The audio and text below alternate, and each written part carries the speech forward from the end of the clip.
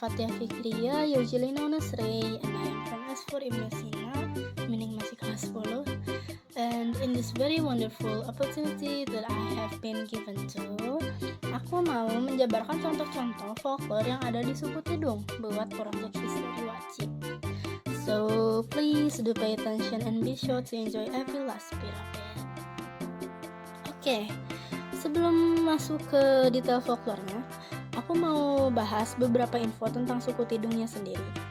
Suku Tidung, Tidung yang artinya bukit, sebenarnya bagian dari suatu suku lain, yaitu suku Dayak, tapi lebih tepatnya suku Dayak Murut. Walaupun suku Tidung ini originated di Kalimantan Utara, mereka udah nyebar ke Malaysia, terutama daerah Tawau, Sabakan, sama Lahad Batu. Asal-usul suku Tidung, dari artikel yang aku baca, mereka nulisin bahwa ada 3-4 orang yang menyampaikan versi mereka masing-masing tentang asal-usul suku Tidung. Yang pertama, menurut Amir Hamzah, sebagaimana dikutip oleh Yami, Sani, dan Isbon dalam jurnal Al-Qalam volume 24 nomor 1 tahun 2018 yang berjudul Orang Tidung di Pulau Sebatik, Identitas Etnik, Budaya, dan Kehidupan Keagamaan. Asal-usul orang Tidung saat ini setidaknya terbagi menjadi 3 versi.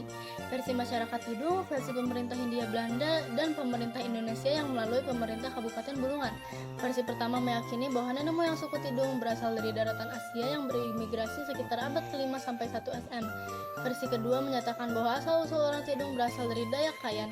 Hal ini diduga dilatar belakangi dari kepentingan politik tertentu. Sedangkan versi ketiga yang dikutip dari monografi Kabupaten Bulungan menyebutkan bahwa suku Tidung adalah Dayak Pantai yang berasal dari pegunungan Manjelutung. Yang kedua, versi lain tentang asal-usul orang Tidung juga dikemukakan oleh Idris sebagaimana dikutip oleh Yamin, Sani, dan Isbon. Menurut Idris, terdapat 4 versi mengenai asal-usul orang Tidung. Secara singkat, versi-versi tersebut antara lain: pertama, mitologi bahwa asal-usul orang Tidung bukan berasal dari manusia, melainkan dari sebutnya telur yang berada di atas pohon bambu. Kedua, mitologi tentang asal-usul orang Tidung versi Sebuku. Subetnik Tidung Sebuku diyakini masyarakat berasal dari Sungai Sumbal di sekitar wilayah Sebuku, Nunukan. Mereka inilah yang kemudian menyebar ke berbagai tempat di semenanjung bagian timur laut Pulau Kalimantan dan pulau-pulau di sekitarnya. Ketiga, asal-muasal orang Tidung versi Tidung Sembakung. Mitos ini dikembangkan oleh orang-orang Tidung yang berasal dari Sembakung yang ada di Sebatik. Mitologi didasarkan pada mitos mengenai Aki Suruga yang dirumorekan mempunyai tinggi badan 5 hasta.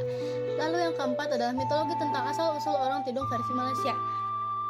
Dalam versi ini disebutkan bahwa orang Tidung adalah hasil dari perpaduan 2 etnis, yaitu Dayak Murut dan etnis Suluk. Disebutkan bahwa etnis Suluk yang datang ke Sabah untuk memperkuat ekspansinya di daratan Borneo mengawini penduduk setempat, yaitu Dayak Murut. Dikisahkan orang Suluk yang mendiami pesisir menikahi orang Kayangan, orang gunung yang tinggal di daerah atas. Mitologi ini didasarkan pada ekspansi Kesultanan Suluk di atas wilayah Sabah. Terus ada dialek dan bahasa, dan dari artikel yang sama.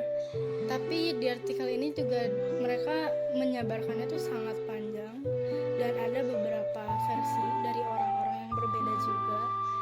Jadi mungkin aku lewat dulu.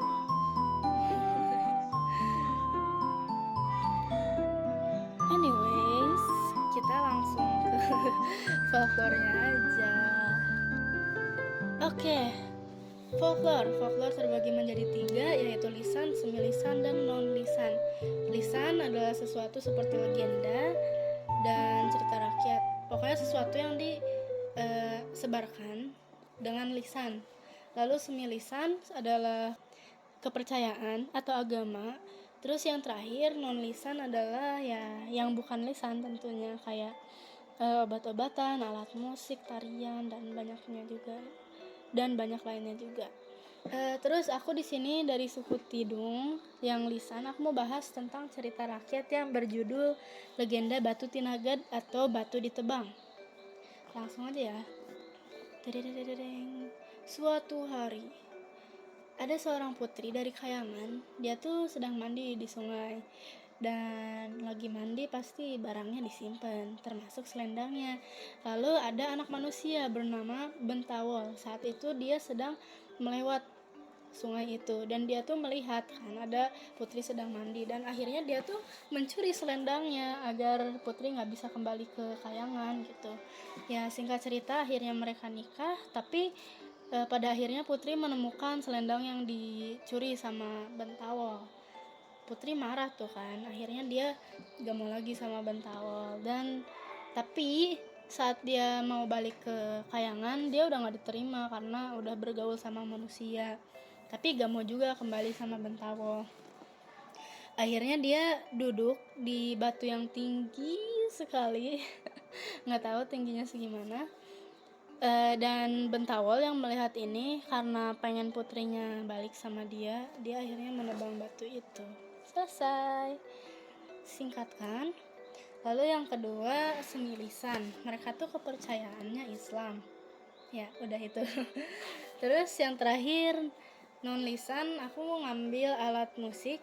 Ada gong yang ada ukiran naganya di atasnya sama gendang. Karena emang suku Tidung tuh bagian dari Dayak kan, jadi memang mirip-mirip lah. Ya cuma gitu doang sih folklore-nya. Ya mungkin kalau misalnya ada salah kata atau sesuatu yang nyinggung buat pihak tertentu, aku minta maaf dan gak ada intention kayak gitu. Intinya semoga kalian mendapatkan pencerahan dari hal-hal yang aku tadi udah kasih tahu dan udah paparkan kepada kalian. Ya, sekian dari aku, dari Ray. Wassalamualaikum warahmatullahi wabarakatuh. Peace out. Hehe.